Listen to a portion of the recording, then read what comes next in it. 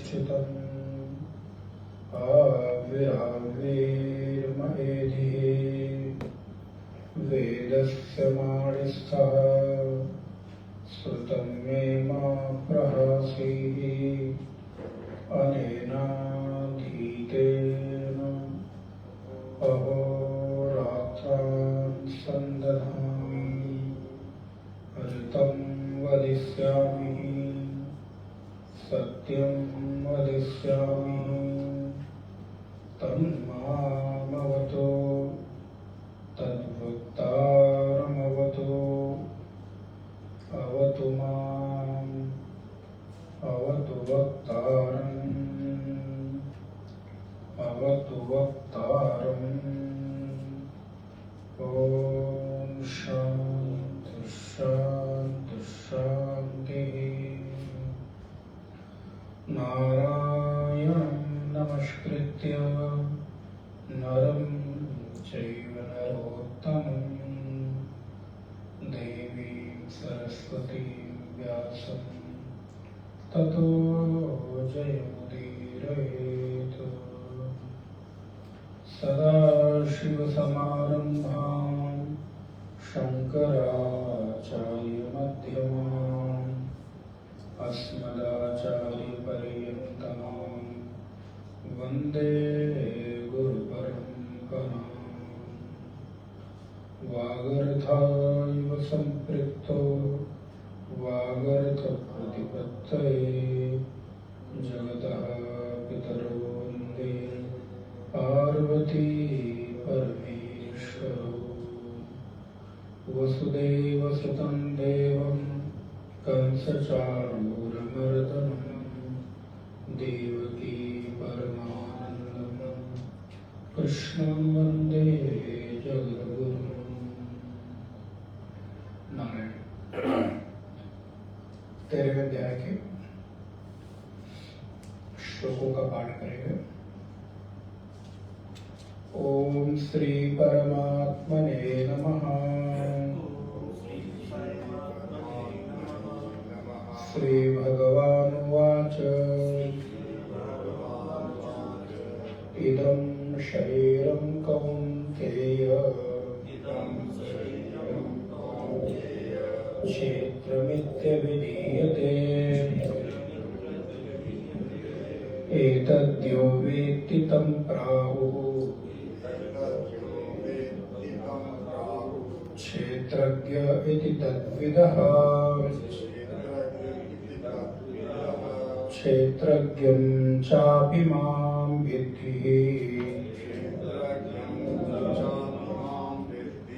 सर्वक्षेत्रेषु भारत। क्षेत्र क्षेत्रज्ञयोर्ज्ञानम् यत्तज्ज्ञानं मतं मम तच्क्षेत्रं यच्च यादृच्छा यद्विकारी यतश्च यत् स च यो यत्प्रभावश्च तत्समासेन मे शृणुः। ऋषिभिर्बहुधा गीतम् छन्दोभिर्विविधैः पृथक् ब्रह्मसूत्रपदैश्चैव हेतुमद्भिर्विनिश्चितैः महाभूतान्यहङ्कारो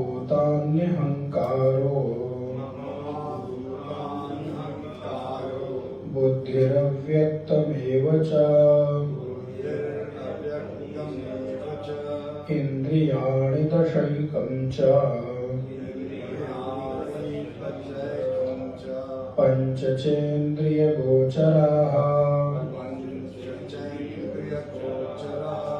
इच्छा द्वेषः सुखं दुःखं संघातश्चेतना धृतिः एतच्छेत्रं समासेन सविकारम् उदाहृतम् अमानित्वम् अदम्भित्वम् अहिंसा क्षान्तिरार्जवम् आचार्योपासनं शौचम् स्थैर्यम् आत्मविनिग्रहः इन्द्रियार्थेषु वैराग्यम् अनहंकार एव च जन्म मृत्यु जरा व्याधिः दुःख दोषानुदर्शनम् असक्तिरन विश्वंगः पुत्रदार गृहादिषु नित्यं च समचित्तत्वम् इष्टानिष्टोपपत्तिषु मयि चानन्ययोगेन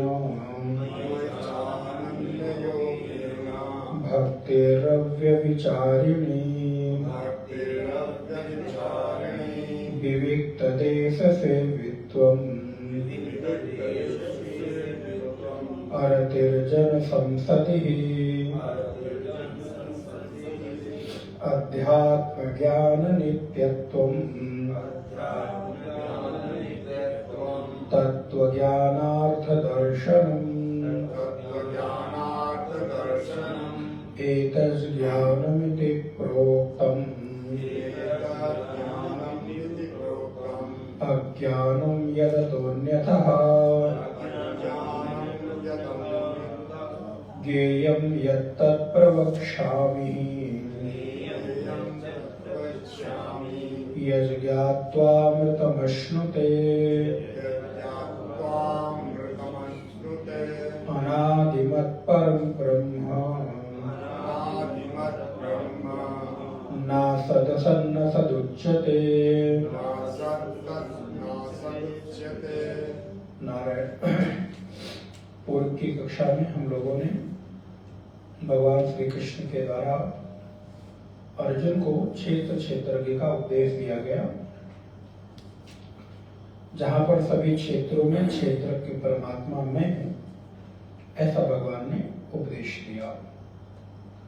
फिर उस क्षेत्रज्ञ की अनुभूति कैसे होगी, हमारे भीतर किन किन प्रकार के साधनों की आवश्यकता पड़ेगी, किन किन तरह के गुणों की हमको आवश्यकता होगी, कौन कौन से हमारे भीतर सद्वृत्तियां हैं, जिन सद्वृत्तियों के सहारे हम उस क्षेत्रज्ञ की अनुभूति के धरातल पर अपने आप को पा सकते हैं। तो श्लोक नंबर 7 में भगवान ने कुछ गुण गिनाए।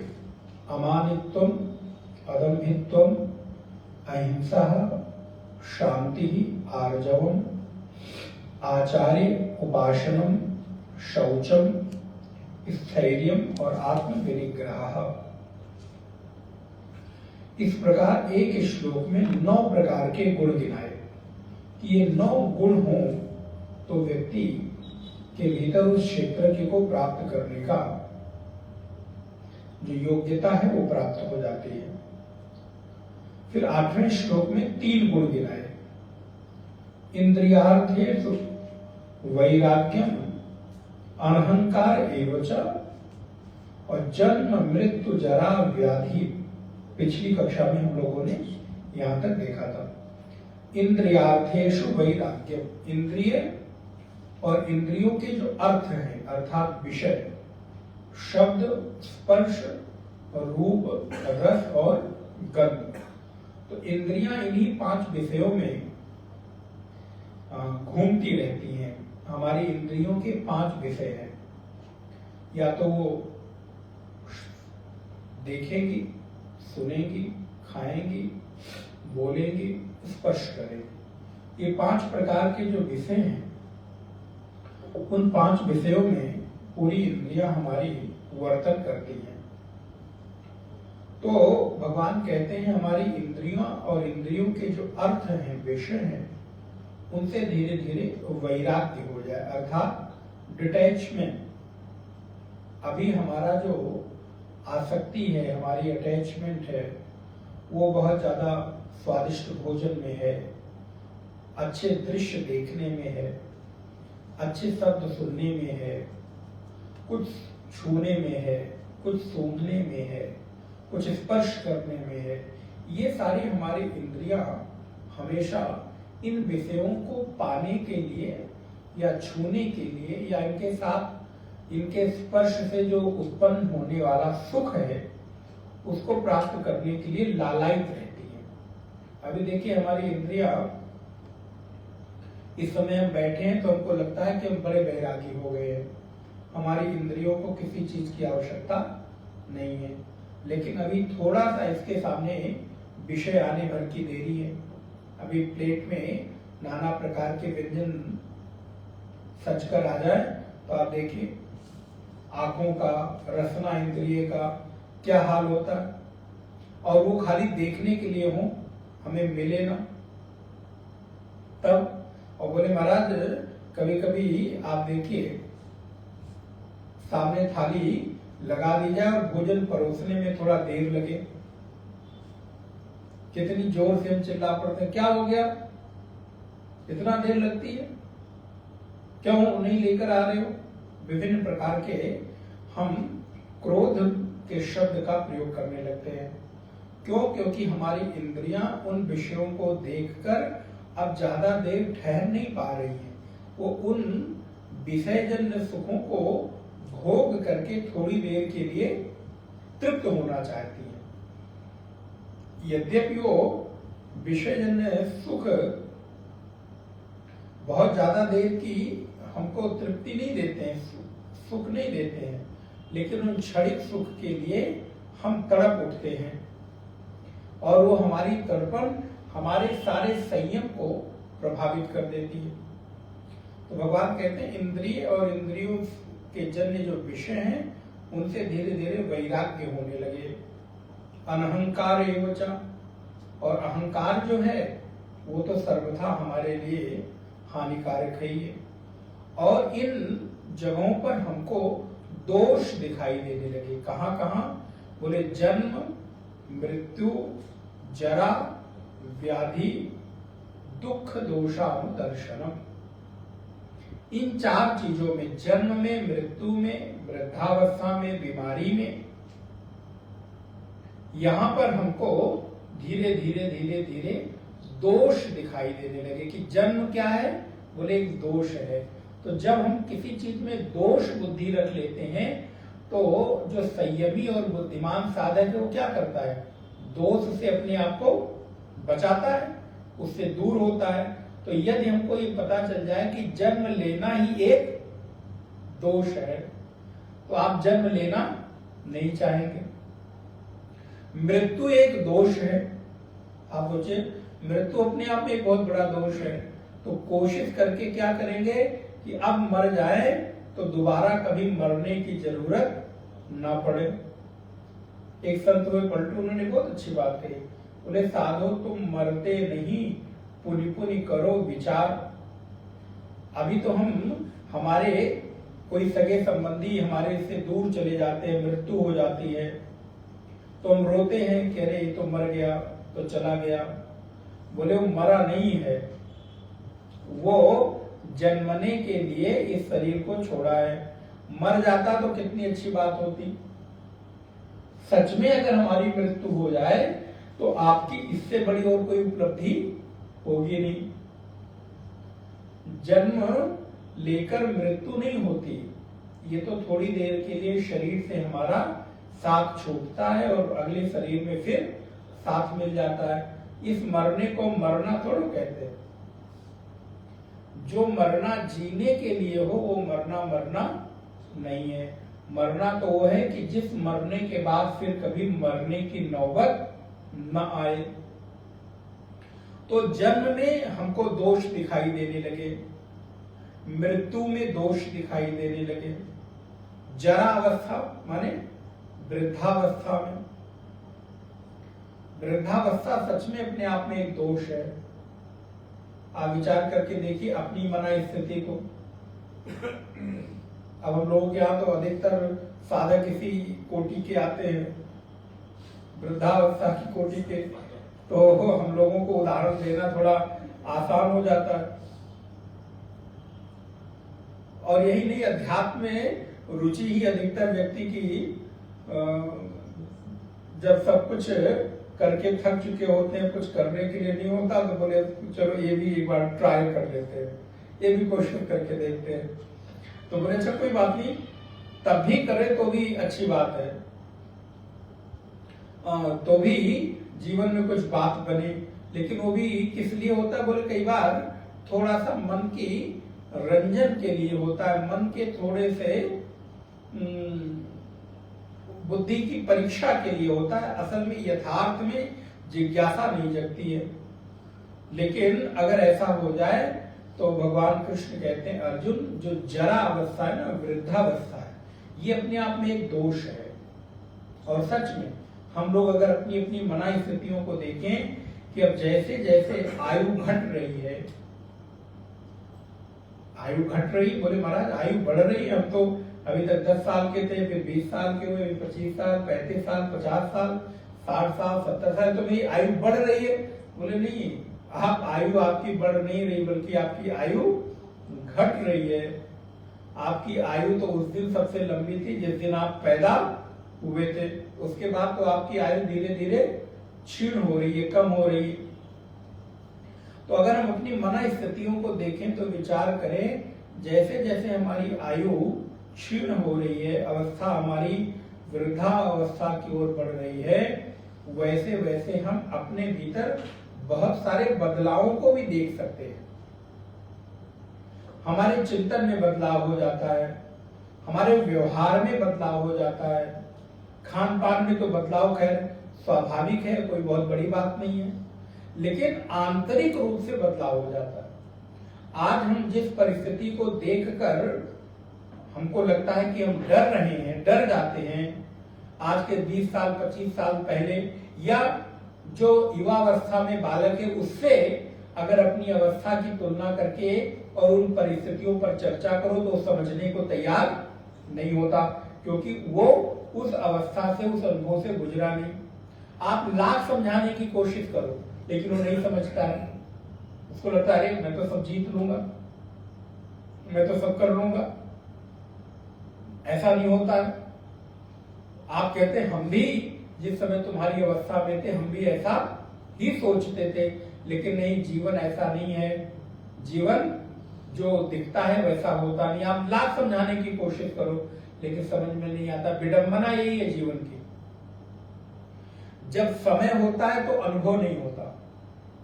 विचार करिएगा, जब समय होता है तो अनुभव नहीं होता, और जब अनुभव होता है तब समय नहीं होता। ये जीवन की एक बड़ी विडंबना है हम लोगों की। जिस समय हमारे पास समय है कि ये भी कर सकते हैं, ये भी कर सकते हैं, उस समय अनुभव के अभाव में हम उस समय कोई महत्ता को समझते नहीं है, ध्यान नहीं देते, और परिणाम होता है धीरे धीरे समय हमारे हाथ से खिसक जाता है। और जब अनुभव के धरातल पर हम परिपक्व होते हैं, अनुभव के धरातल पर थोड़े मजबूत होते हैं, तब पता चला कि अब भैया समय नहीं है, अब बैठा नहीं जाता, चला नहीं जाता, बोला नहीं जाता, विचार नहीं किया जाता, याद नहीं किया जाता। तो बोले इसलिए अनुभव और समय का जोड़, गठबंधन कभी अच्छे से हो नहीं पाता। कोई कोई बिरला व्यक्ति है जो अपने अनुभव और समय के गठबंधन को साथ में जोड़ सके। इसलिए कई बड़ी अच्छी बात कही। बोले जब आपके पास समय हो और अनुभव ना हो तो अपने से बड़ों के अनुभव को लेकर उसको सच मानकर स्वीकार करो, और जब आपके पास अनुभव आ जाए और समय ना हो तो क्या करे, तो बोले फिर अपने उस अनुभव का उपयोग जिसके पास समय है उसके लिए करो। आपके पास समय है, अनुभव नहीं है, तो जिनके पास अनुभव है आप उनके अनुभव को ले लो। और जब आपके पास अनुभव हो, समय ना हो, तो अपना अनुभव जिसके पास समय है उसको दे दो। ये बात अगर एक दूसरे में हम ट्रांसफर कर पाए या एक दूसरे के साथ सामंजस्य बैठा पाए तब तो बात बन जाए। लेकिन बोले महाराज ऐसा हो नहीं पाता कई बार। इसलिए भगवान कहते हैं जन्म मृत्यु जरा व्याधि, जन्म में, मृत्यु में, जरा में और व्याधि माने रोग में। व्याधि भी दो प्रकार की होती है, एक है शारीरिक, एक है मानसिक, आदि और व्याधि। इसीलिए कहते हैं आदि व्याधि। तो हमारी जो मानसिक बीमारी है और शारीरिक बीमारी है, इन पर भी हमको दोष दृष्टि रखनी चाहिए। आपको मानस रोग पढ़ना हो तो सुंदर रामचरित मानस के उत्तर कांड में पढ़िएगा, कितने प्रकार के मानस रोग बताए गए। काकभुसुंडी और गरुड़ संवाद में बहुत विस्तार से मानस रोग बताए गए। किन किन प्रकार के मानसिक रोग हमारे भीतर बैठे हैं हमको खुद नहीं पता। मैं कितनी सारी बीमारियों से ग्रस्त हूं, बोले आपको मालूम नहीं है। जब वैसी परिस्थिति आपके सामने आती है तब पता चलता है कि आपके भीतर रोग है। अब अभी आपके भीतर ऐसा लगता है कि ईर्ष्या नहीं है, लेकिन महाराज अब हम ज्यादा कुछ कहेंगे नहीं। घर में, परिवार में, भाई में, रिश्तेदार में, पड़ोसी में कोई चीज आपसे थोड़ी सी बेहतर दिख जाए, अच्छी दिख जाए, कोई कंपटीशन आपके बच्चे ने नहीं निकाला और पड़ोसी के बच्चे ने निकाल लिया, रिश्तेदार के बच्चे ने निकाल लिया, मित्र के बच्चे ने निकाल लिया, तब पता चलेगा महाराज ईर्ष्या रूपी जो बीमारी, मानसिक बीमारी आपके भीतर बैठी थी वो कब निकलकर कैसे आ गई और कितने बड़े लेवल पर आ गई। अभी तक आपके पास बहुत अच्छा था क्योंकि आपका घर पूरे मोहल्ले में सबसे सुंदर था, वहीं पड़ोसी ने अपना घर तोड़ के 3 मंजिला बहुत सुंदर नए डिजाइन का घर बना लिया। सारी चीजें बाहर से ड्राइंग रूम में प्रवेश करते ही लगा कि अरे एक एक चीज तो इंडिया की तो कुछ दिख नहीं रही है, क्योंकि इंडिया में तो आजकल किसी को पसंद नहीं आती ना, यहाँ की तो कोई चीज अच्छी नहीं, सब बाहर से मंगाओ। सोफा तो बोले महाराज यहाँ से आया है, ये मूर्ति तो बोले यहाँ से आई है, ड्राइंग टेबल तो बोले यहाँ से आई है, क्रॉकरी तो बोले महाराज इस देश की नहीं उस देश की है। खैर आपको ज्यादा जानते हैं। तो बोले महाराज वहां प्रवेश किया तब बोले महाराज फिर अंदर भीतर जो शांति भंग हुई, जो अशांति उठी महाराज। अब कई लोग ऐसे, आप लोग ऐसे नहीं है, आप लोग तो साधक हो गए, सबसे उपराम हो गए हैं, लेकिन कई लोग बोले महाराज रात भर नींद नहीं आई उसके घर देखकर, ड्राइंग रूम देखा और महाराज बेचैन हो गए। ऐसे भी लोग हैं। क्यों? भीतर वो अभी तक आपको लगता था आपको कोई बीमारी नहीं है, वो बीमारी भीतर से, ये सब मानस रोग हैं। ये सब आपसे कोई आगे बढ़ जाए बोले असूया रूपी मानस रोग, मत्ता सरत मत्सर रूपी, कोई हमसे आगे बढ़ रहा है तो मत्सर है। ये सारे रोग आपके भीतर बैठे हुए हैं, बस अभी आपको नहीं दिख रहे हैं क्योंकि उन परिस्थितियों से वो गुजरे नहीं। लेकिन जैसे वो परिस्थितियां सामने से गुजरती हैं वो सारे रोग फड़फड़ाकर बाहर निकल आते हैं। महाराज उनमें फिर चीरा लगाना पड़ता है। जैसे कोई फोड़ा पक जाए तो डॉक्टर क्या करता है? चीरा लगाकर उसके भीतर भरा हुआ जो गलत गंदा पदार्थ है, पस है, मवाद है, उसको दबा दबा कर निकालता है। बोले ऐसे ही आपके मन में भी सदगुरु के वचन रूपी तीर के जब चीरे लगते हैं तो आपका भी मन दबा दबा के उस मवाद को बाहर निकालता है। इसके अलावा और कोई मार्ग है नहीं। मन के भीतर की प्रसन्नता तभी होगी जब बहुकाल करिए सत्संगा। जब तक कि आप बहुत समय तक, बहुत काल तक सत्संग नहीं करते हैं, तब तक इन मानसिक रोगों से आप पार नहीं पा सकते। तो भगवान कहते हैं जन्म मृत्यु जरा व्याधि दुख दोषानुदर्शनम। इन सारी चीजों में दुख देखो, दोष देखो, और एक दिन देख लोगे तो काम चल जाएगा, बोले नहीं।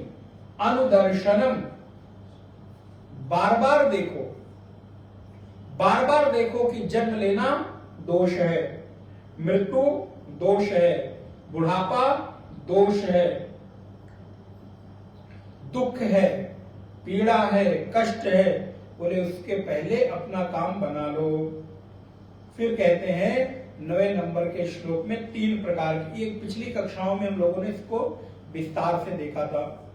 असक्ति रणभिस्वंगः पुत्र दार गृहादिषु नित्यं च समुचितत्वम् इष्टानिष्टोपपत्तिषु। असक्ति अनभिस्वंगः, बोले इन जगहों पर आसक्ति का त्याग कर दो। कहां कहां? बोले पुत्र, दार, दारा माने स्त्री, पुत्र दार, गृहादिषु घर में, नित्यं च समुचित तत्वम इष्टानिष्टोपपत्तिषु, और नित्य माने हमेशा ही, चित्त में चाहे प्रिय की प्राप्ति हो जाए चाहे अप्रिय की प्राप्ति हो जाए, वहां पर चित्त को सदा कैसा रखो? बोले सम रखो, एकाग्र रखो।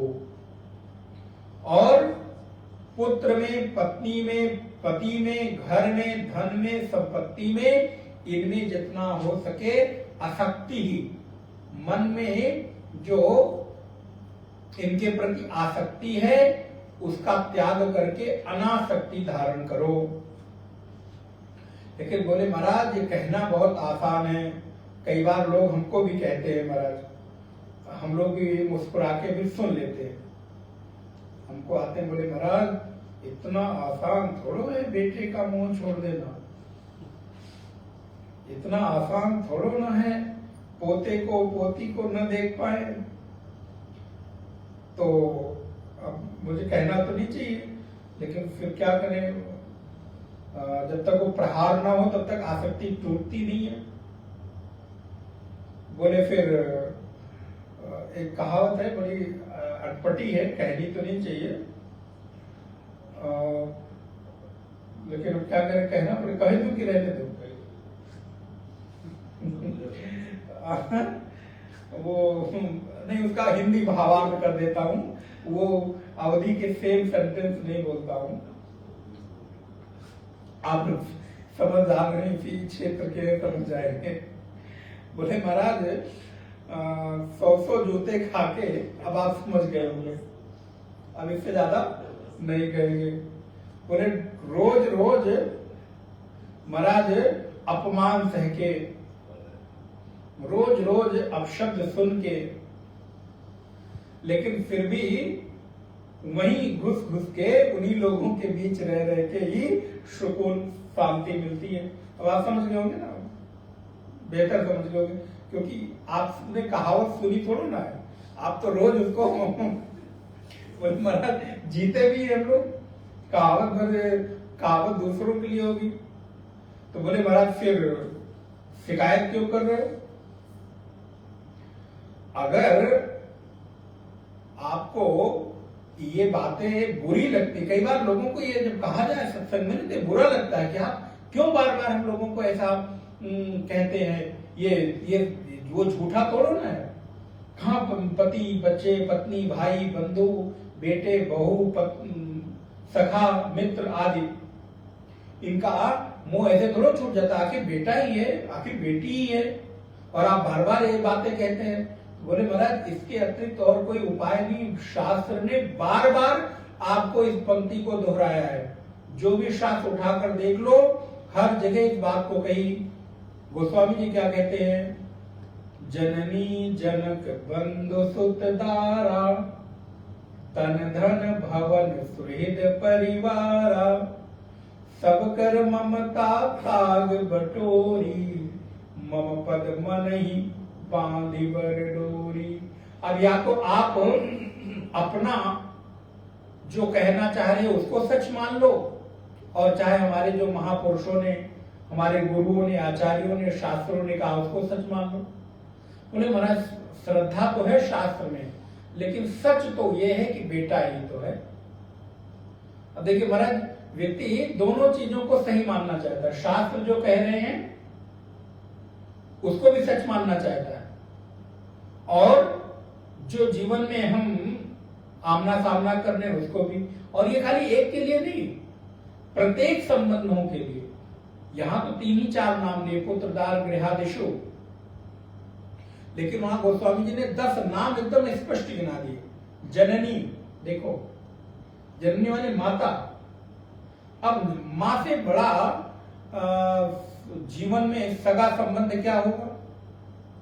लेकिन कहते हैं यदि तुम आध्यात्मिक जीवन में उस श्रेष्ठ धरातल पर पहुंचना चाहते हो तो वहां से भी होने वाली ममता का त्याग कर दो। हाँ, जो तुम्हारा कर्तव्य है उस कर्तव्य का निर्वहन कर दो, जब तक कर सकते हो, जितना कर सकते हो, लेकिन उनके प्रति ममत्व भाव बोले वो त्याग दो।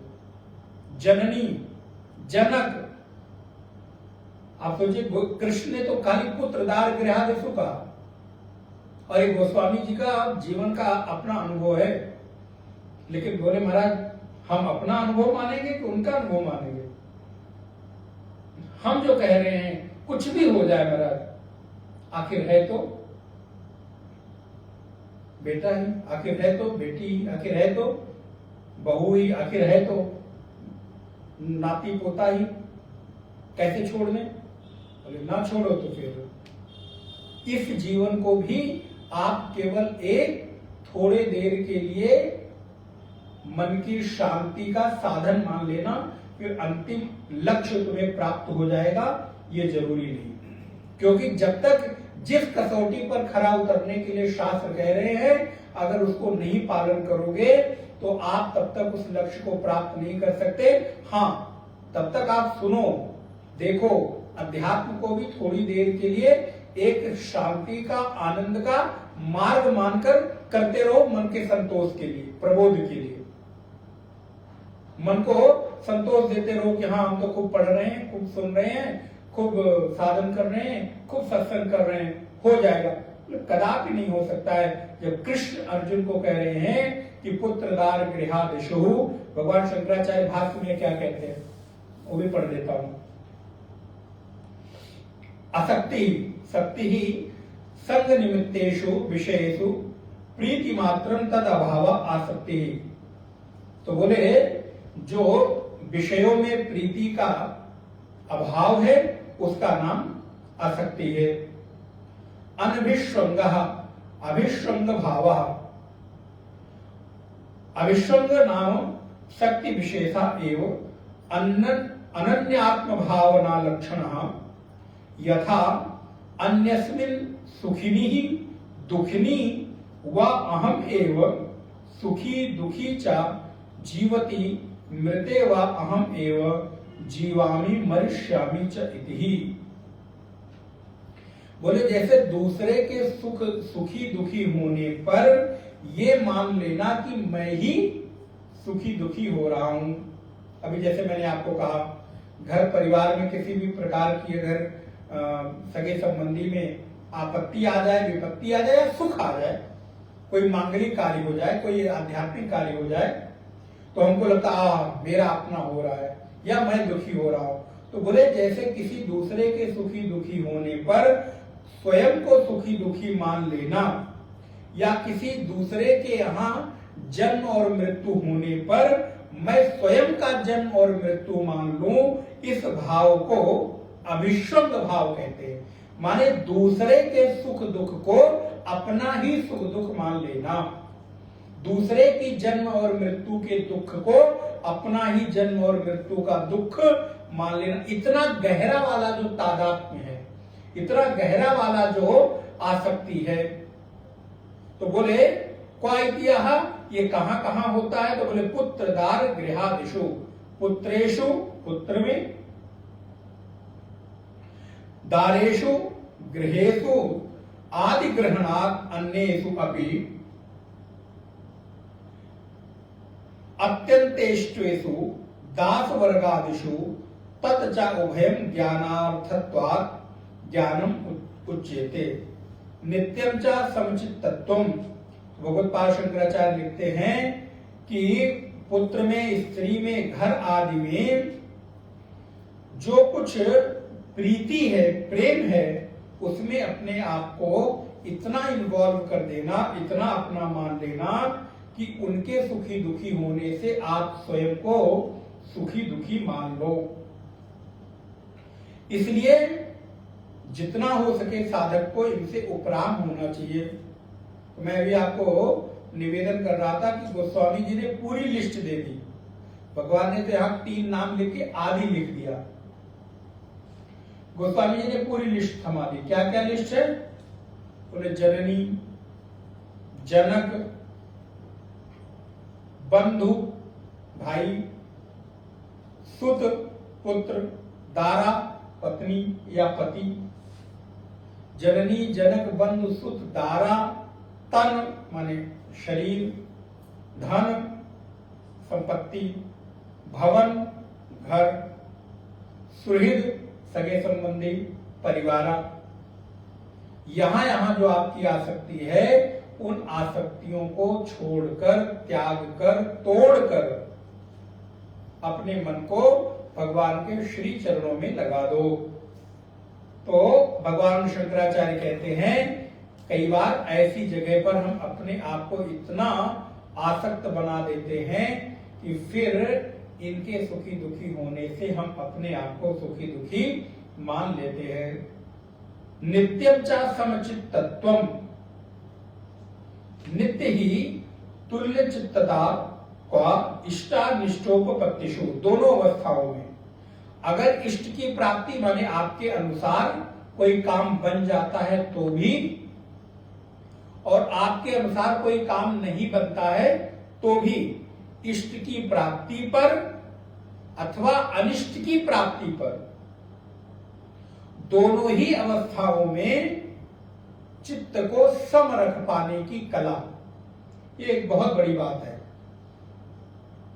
कि अभी कोई बहुत बड़ा लाभ हो गया या आपके मन के अनुकूल कोई काम बन गया, तब तो खूब खुश हो गए, वाह बड़ी सफलता मिल गई, बड़ा काम हो गया। और बोले आपके मन के अनुकूल कोई काम नहीं हुआ, आप हार गए, असफल हो गए,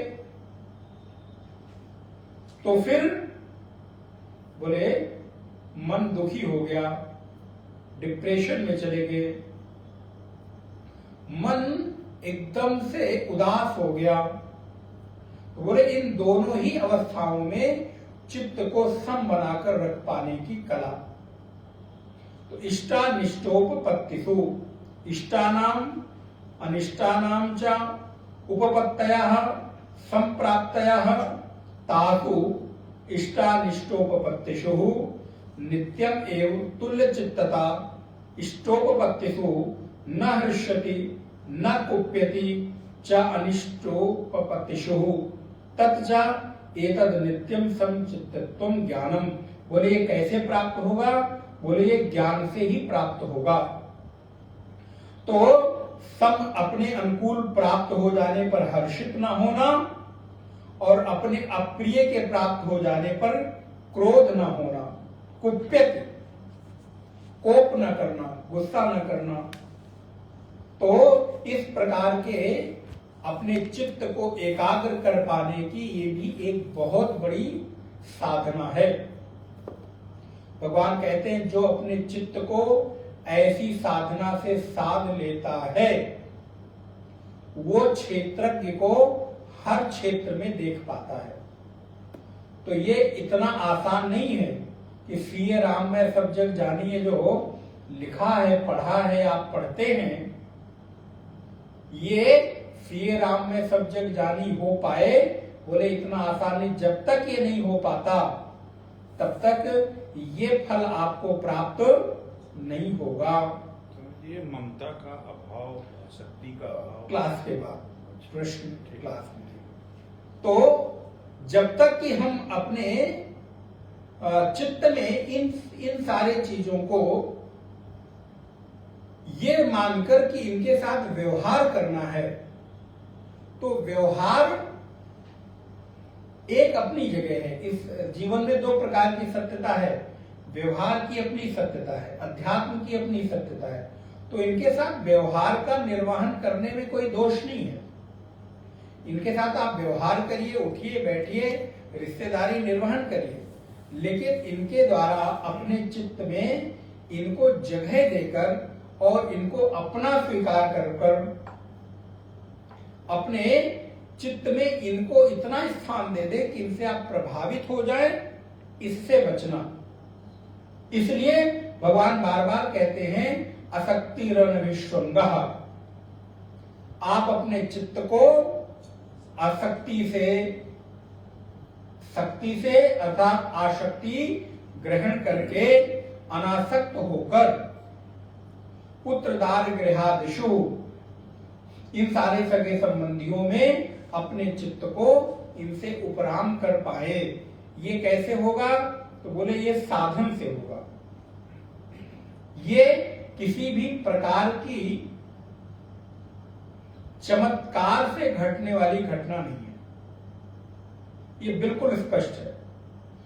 देखिए, चमत्कार आशीर्वाद प्रार्थना से आपके जीवन में कुछ घटनाएं घटित हो सकती हैं, कुछ फल मिल सकते हैं, लेकिन चित्त की समता ये चमत्कार से नहीं घटेगी। इसके लिए तो साधन करना ही होगा, क्योंकि यदि चमत्कार से घटित होनी होती तो आपको क्या लगता है, भगवान कृष्ण जैसा साक्षात ईश्वर जो अर्जुन को अपना सखा मानता है, मित्र मानता है, संबंधी मानता है, अपना शिष्य मानता है, भगवान ने अर्जुन के चित्त को चमत्कार करके एकाग्र न कर दिया होता? लेकिन अर्जुन को भी भगवान चमत्कार से उसके चित्त में समता नहीं पैदा कर रहे हैं, बल्कि बार बार उपदेश देकर अर्जुन को ही कह रहे हैं कि अर्जुन तुमको ये करना पड़ेगा, ये तुम्हें ही करना पड़ेगा, ये मैं नहीं कर सकता। हाँ, मैं तुम्हें मार्ग दिखा सकता हूं, साधन बता सकता हूं, रास्ता दिखला सकता हूं, कैसे करना ये बतला सकता हूं, लेकिन करना तो तुम्हें ही पड़ेगा। इसलिए इस आसक्ति से अपने आप को बचा पाए, इनके द्वारा अपने आप को व्यक्ति प्रभावित न होने दे। मयि चानन्य योगेन भक्ति रव्य विचारिणी, श्लोक नंबर 10 में 3 और गुण बताते हैं। अब आप विचार करते चलिएगा। 7वें श्लोक में 9 गुण बताया, 8वें श्लोक में 3 गुण बताया, 9वें श्लोक में फिर 3 गुण बताया और 10वें श्लोक में फिर 3 गुण बता रहे हैं। मयि चानन्य योगेन भक्ति ही अव्यभिचारिणी विविक्त देश सेवित्वम अर्तिर्जन संशदि। भगवान कहते हैं अर्जुन मयि चा अनन्य, मयि माने मेरे में, चा माने और, अनन्य माने ना अन्य अर्थात अन्य कोई विकल्प तुम्हारे मन में ना हो। भक्ति ही अव्यभिचारिणी, मुझमें तुम्हारी भक्ति अव्यभिचारिणी हो। अव्यभिचारिणी का मतलब है रोज रोज बदलने वाली ना हो। तो मुझ ईश्वर में, मुझ परमात्मा में तुम्हारी जो निष्ठा है, श्रद्धा है, भक्ति है, वो निश्चित हो, अविचल हो, उसमें किसी भी प्रकार से बदलाव न हो। और फिर धीरे धीरे विविक्त देश, विविक्त देश माने होता है एकांत, जहां पर अन्य कोई लोग न हो, जहां पर आप ही आप हो। विविक्त देश सेवित्वम अर्तिर्जन संसदि, एकांत में और शुद्ध देश में। ध्यान रखिएगा यहाँ पे दो चीजें हैं। विविध देश माने जहां पर बहुत ज्यादा लोगों का आवागमन ना हो, आपको कोई बहुत परेशान ना करता हो, कोई डिस्टरबेंस ना हो, तो ऐसा देश हो और ऐसा समय हो कि आप अपना समय अपने लिए निकाल पाए। तो एकांत में ऐसे शुद्ध देश में, शुद्ध स्थान पे रहकर व्यक्ति अपने स्वभाव में इस प्रकार की धीरे धीरे धीरे धीरे अभ्यास के द्वारा व्यक्ति भगवान को अपना स्वीकार कर ले, अन्य चीजों में उसकी आसक्ति समाप्त हो जाए। मुझे एक दृष्टांत बड़ा स्मरण आ रहा है, स्वामी रामकृष्ण परमहंस जी का, बड़ा सुंदर उन्होंने दृष्टांत दिया। बोले जैसे घी को किसी कीचड़ में डाल दो तो घी उस कीचड़ में गिरता तो है, लेकिन उस कीचड़ में गिरने के बाद भी अपनी सत्ता को अलग ही बनाए रखता है। कीचड़ में भी रहकर वो चिकनाहट छोड़ता नहीं है, वो अलग ही दिखता है। और उसी मक्खन से बना हुआ जो घी है, उसने अपनी सत्ता को कीचड़ में गिरने के बाद बरकरार रखा, लेकिन वही मक्खन अगर किसी कीचड़ में डाल दिया जाए तो क्या होगा? बोले मक्खन उस कीचड़ में गिर के कीचड़ ही हो जाएगा, वो वहां पर अपनी अलग सत्ता, अपनी चिकनाहट को अलग से नहीं बचा पाएगा। बोले क्यों? बोले इसलिए क्योंकि मक्खन से और घी के बीच में एक प्रक्रिया है, उस प्रक्रिया से जब मक्खन गुजरा तो वो घी बना। और वो प्रक्रिया क्या है? बोले मक्खन तब तक घी नहीं बन सकता जब तक कि वो आंच पर तपे नहीं, पके नहीं। कढ़ाई में बहुत देर तक आपको कुछ करने की जरूरत नहीं है। आप लोग भी मक्खन निकालते होंगे तो क्या करते हैं? घी में मक्खन को, कढ़ाई में मक्खन को डाल दीजिए और आंच पर रख दीजिए। धीरे धीरे धीरे धीरे वो मक्खन अपने आप घी में परिवर्तित हो जाएगा। आपको कुछ करने की जरूरत नहीं, न चलाना है, न हिलाना है, न डुलाना है। मध्यम आंच पर रख दीजिए, धीरे धीरे धीरे धीरे मक्खन पकता पकता पकता पकता घी बन जाता है। और जो थोड़ा बहुत द्रव्य बचता है वो नीचे कढ़ाई में जाकर चिपक जाता है। तो मक्खन से ही घी बना, लेकिन बस एक प्रक्रिया के कारण कीचड़ में रहकर भी वो घी अपनी सत्ता को बचाए रखता है। लेकिन अगर उसी एक प्रक्रिया से न गुजरे तो मक्खन कीचड़ में गिरकर कीचड़ ही हो जाएगा। बोले वैसे ही ये संसार भी एक कीचड़ है। और साधक का मन मक्खन है, क्योंकि साधक का मन भी बड़ा कोमल होता है। किसी व्यक्ति का मन बहुत कोमल होता है। तो अगर इस साधक रूपी मक्खन के कोमल मन को साधना रूपी तप में तपाए बिना ही संसार में उतार दिया जाए तो ये साधक संसार में उतरकर संसार का ही हो जाएगा, अर्थात कीचड़ में रहकर कीचड़ ही हो जाएगा।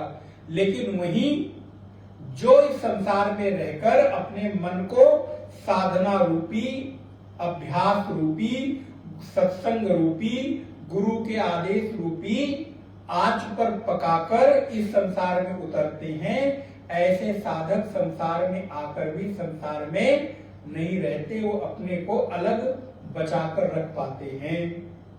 इसीलिए किसी को, साधक को संसार में व्यवहार करने के पूर्व अपने मन को कहीं एकांत में और किसी ऐसे प्रदेश में, शांत एकांत प्रदेश में रहकर अपने मन को पहले थोड़ी देर के लिए तपाना चाहिए, तब एकांत का सेवन करना चाहिए। अकेले रहना भी एक बहुत बड़ी कला है, सबको नहीं आती। अकेले रहकर आप बोर न हो, ये आपकी बहुत बड़ी कला है। नहीं तो बोले महाराज समय कैसे पास होगा, टाइम कैसे कटेगा।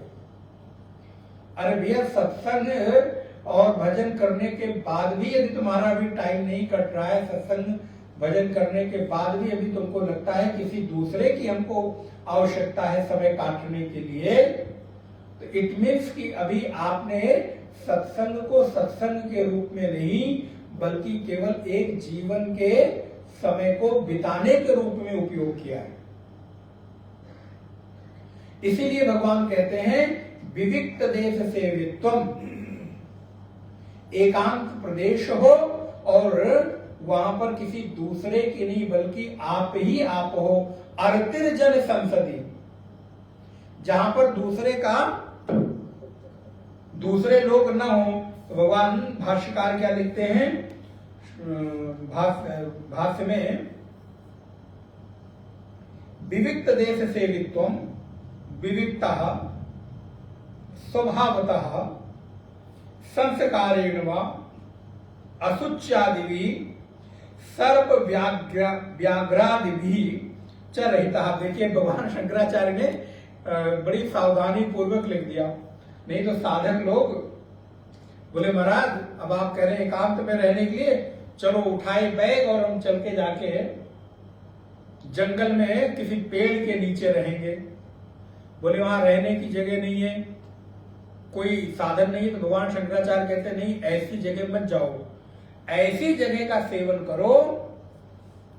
देखिए कितना ध्यान रखते हैं हमारे गुरुजन हमारा कि साधक का मन कभी इधर उधर डोले नहीं। उन्होंने लिख दिया ऐसी जगह जाओ जहां पे सर्प व्याघ्र, सर्प माने जो जमीन में चलने वाले कीड़े मकोड़े हैं, सर्प से केवल, और व्याघ्र से हिंसक पशु आदि। तो ऐसी जगह से बचो जहां कीड़े मकोड़े ना हो, कीट पतंग ना हो, सर्प बिच्छू ना हो और कोई हिंसक पशु आकर आपका अहित ना कर दे। तो सर्प व्याघ्रादि च रहितः, और अरण्य, अरण्य माने नदी, अरण्य माने जंगल, नदी पुलिनम, नदी पुलिन का तात्पर्य नदी का कोई तट, देवगृहादि, देवगृह माने कोई मंदिर, विविक्तो देशः तम सेवितुम, ये जगह भगवान ने निश्चित कर दी।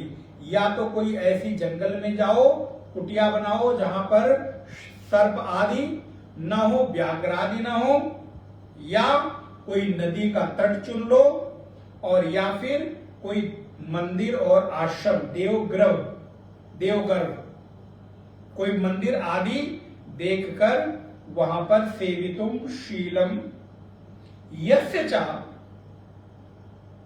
यस्य इति ही विविक्त देश सेवी तद भावो विविक्त देश सेवित्वम।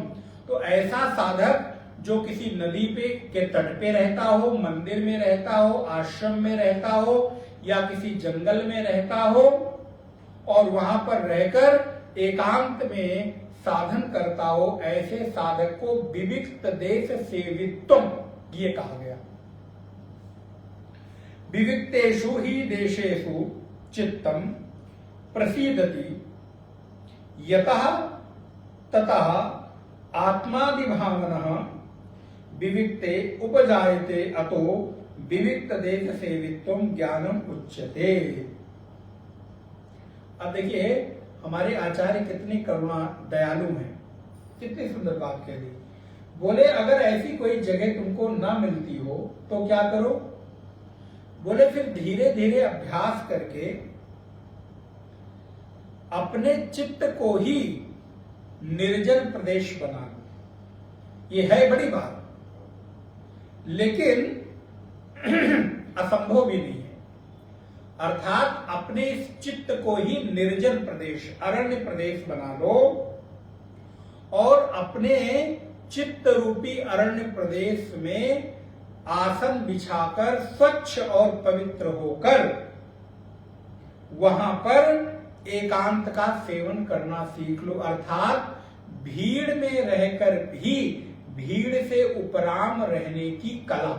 इसको अगर हम बहुत संक्षेप में कहें तो ऐसा, संसार में रहकर भी संसार से अलग रहने की कला, लोगों के बीच होकर भी लोगों के बीच न होने की कला।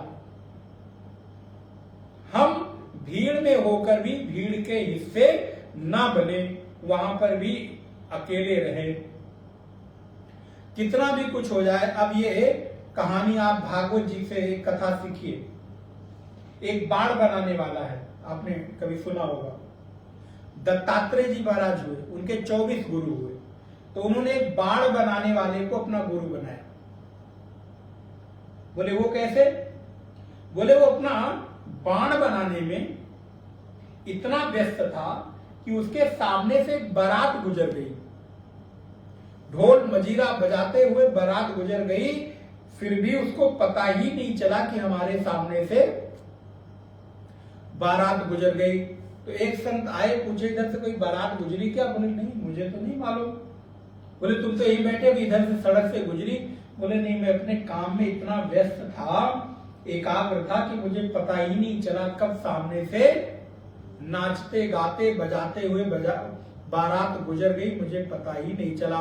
दत्तात्रेय जी ने उसको अपना एक गुरु बना लिया कि भीड़ में रहकर भी भीड़ से उपराम कैसे रहा जाए। ऐसे 24 गुरु बनाए, आप भागवत जी में वो प्रसंग है 11वें स्कंद में। तो बोले ऐसे भी अपने चित्त को उपराम किया जा सकता है कि लोग समझें कि आप बाजार में हैं, लोग समझें कि आप घर में हैं, लोग समझें कि आप परिवार में हैं, लेकिन आपको मालूम है कि आप वहां होकर भी वहां नहीं है। क्या ऐसी कला सीखी जा सकती है? क्या ऐसा अभ्यास किया जा सकता है?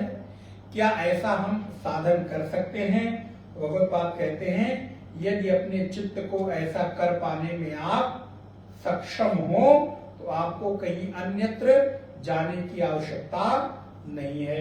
नहीं तो यदि आपके चित्त में यदि भीड़ है तो जंगल में भी जाके आप बाजार खड़ा कर लेंगे।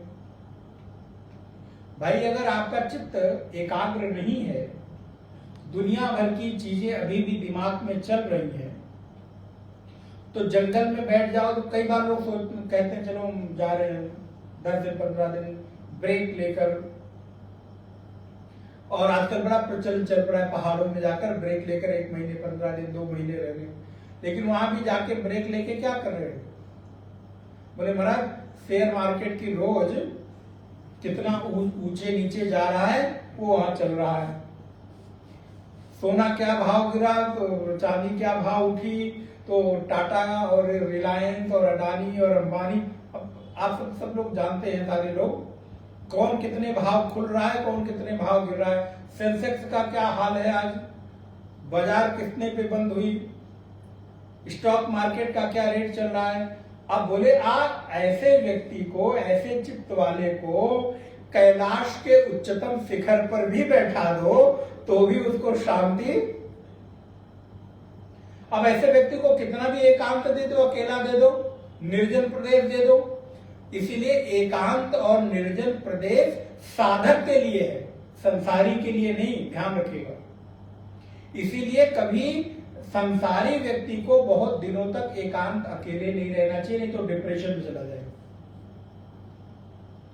बहुत देर नहीं लगेगी। यदि आपका चित्त उस लायक नहीं बना है तो कभी आप बहुत देर तक एकांत का सेवन मत करिए, नहीं तो पता चला आप गए थे कुछ और करने कुछ और लगे, अर्थात गए थे साधक बनने और लौटोगे विक्षिप्त बनके। बहुत सारे लोगों को देखा गया है ऐसे, साधन करते करते विक्षिप्त हो गए, क्योंकि संसार में तो भीड़ बड़ी, दिमाग में तो भीड़ है, पीछे विभिन्न प्रकार के प्लानिंग विषय, विभिन्न प्रकार की चीजें चल रही है। अब बैठ गए एकांत में, करने को कुछ है नहीं, दिख कोई रहा नहीं, तो धीरे धीरे करके ऐसा व्यक्ति फिर गहरे अवसाद में जाने की संभावना, चला जाएगा जरूरी नहीं, लेकिन गहरे अवसाद में जाने की पूरी संभावना है। इसलिए एकांत किसके लिए है? जो साधक है। भगवत्पाद शंकराचार्य लिखते हैं विविक्तेषु च देशेषु चित्तम प्रसीदति। ये विविक्त देश किसके लिए है? बड़ी सुंदर बात लिखी, बोले जिसका चित्त प्रसन्न हो। क्या बात! ये जबरदस्ती से एकांत में आपको बैठाने की बात नहीं है। प्रसन्नता पूर्वक आप अपनी स्वेच्छा से ऐसा निर्जन और एकांत स्थान चुने, किसी के कहने और किसी को देखकर नहीं। तो चित्तम प्रसीदति यतः तथा आत्मादि भावना विविक्ते उपजायते अतो विविक्त देश सेवित्वम ज्ञानमिति। तो जिसका चित्त प्रसन्न हो, प्रसन्न चित्त वाला व्यक्ति ही ऐसी जगह का सेवन करे। अर्ति ही अरमणम जन संसदि जनानाम प्राकृतानाम संस्कार शून्यानाम अविनीतानाम संसद समवायो जन संसत न संस्कारवताम विनीतानाम संसतः तस्या ज्ञानोपकारकत्वात् अतः प्राकृत जन संसदि अर्ति ज्ञानार्थत्वात् ज्ञानम। तो जन समुदाय में अप्रीति, अर्तिर जन संसदि का अर्थ क्या है? जहां पे जनों का, जन माने लोग, संसद माने समूह।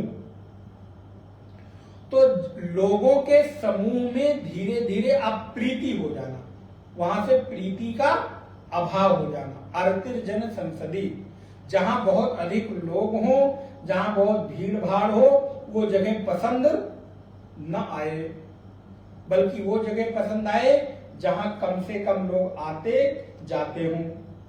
इसीलिए अर्तिर जन संसदि। क्या हम ऐसी जगह का चुनाव कर सकते हैं? हमारे चित्त में क्या ऐसा स्वभाव हो गया है कि अब लोग नहीं अच्छे लगते? बोले नहीं महाराज, मैं तो कभी अकेले रह ही नहीं सकता, हमको तो लोग चाहिए, बात करने वाले, भीड़ भाड़।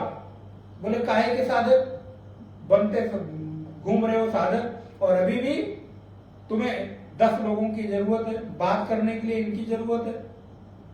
तो बोले जिसको लोगों के समुदाय से, जनों के समुदाय से अप्रीति हो जाए, बोले जहां लोग बटोरे हों वहां मुझे अच्छा न लगे, धीरे धीरे उपरामता होने लगे।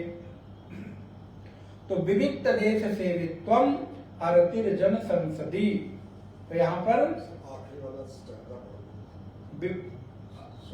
भाष्य जनानाम प्राकृतानाम संस्कार शून्यम अविनीतानाम संसद समवायो जन संसद न संस्कारवताम। बोले जहां पर विनय युक्त संस्कार संपन्न मनुष्यों का समुदाय जन समुदाय नहीं है, अर्थात जहां पर बहुत ज्यादा लोग संस्कारवान नहीं है, बहुत विनय युक्त लोग नहीं है, बहुत ज्यादा कल्चरल लोग नहीं है, जहां पर बहुत अधिक लोग अभी ये प्राकृतिक तरीके से रह रहे हैं, अर्थात जिनको अभी बहुत दुनियादारी का पता नहीं है। सीधी सी बात ये कही जाए, जिनको अभी संसार के बहुत ज्यादा विषय वस्तुओं की आवश्यकता नहीं, जो केवल प्रकृति पर आधारित है, ऐसी जगह। और प्रकृति पर आधारित जो लोग हैं वहां पर लोग कम ही होंगे। ऐसी जगह पर जहां पर लोग अभी भी बहुत अधिक लोगों के संसर्ग में न आते हों, तो जहां लोग नदी पहाड़, यहां पर जो लोग रहते हैं वो कैसे रहते हैं? बोले प्रकृति पर आधारित हैं, और प्रकृति पर आधारित होने के नाते धीरे धीरे वहां पर भीड़ कम हो जाती है, क्योंकि लोगों को सुविधा चाहिए, लोगों को एक वातावरण चाहिए। इसलिए ऐसी जगह का चुनाव करें। तो न संस्कारवताम विनीतानाम संसत तस्या ज्ञानोपकारकत्वात् अतः प्राकृत जन संसदि।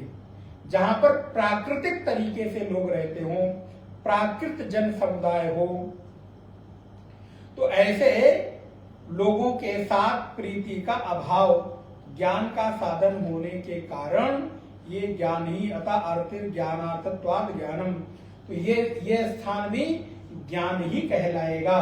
तो जब ऐसी जगह आप रहोगे तो स्वाभाविक है आपको जब करने के लिए कुछ ज्यादा नहीं रहेगा तो धीरे धीरे धीरे धीरे फिर आप अंतर्मुखी होने लगोगे। इसीलिए जो जिनका चित्त प्रसन्न है ऐसे लोग किसी निर्जन वन में एकांत में रहने का अभ्यास करें। बोले कहाँ चले जाएं? बोले अगर कोई जगह न मिले तो अपने आवास को ही इस तरह से मानकर अपने चित्त में ऐसा स्वभाव डेवलप कर लेना चाहिए। फिर 2 गुण अगले श्लोक में बताया, अध्यात्म ज्ञान नित्यत्व तत्व ज्ञानार्थ दर्शनम एतत् ज्ञानमिति प्रोक्तम अज्ञानम यदतोन्यथः। इसको अगली कक्षा में हम लोग देखेंगे। आज हम लोगों ने 9 और 10 श्लोक पर थोड़ा विचार किया। 2 बार भगवान का नाम स्मरण। गोविंद मेरो है, गोपाल मेरो है, गोविंद मेरो है, गोपाल मेरो है, गोविंद मेरो है, गोपाल मेरो है, गोविंद मेरो है, गोपाल मेरो है। श्री बाके बिहारी नंद लाल मेरो है, श्री बाके बिहारी नंद लाल मेरो है, श्री बाके बिहारी गोपाल मेरो है, श्री बाके बिहारी लाल मेरो है, गोविंद मेरो है, गोपाल मेरो है, गोविंद मेरो है, गोपाल मेरो है, नंदलाल मेरो है, नंदलाल मेरो है। ओम पूर्णमदः पूर्णमिदं पूर्णात् पूर्णमुदच्यते पूर्णस्य पूर्णमादाय पूर्णमेवावशिष्यते। ओम शांति शांति शांति। हरि ओम। श्री गुरुभ्यो नमः। हरि ओम।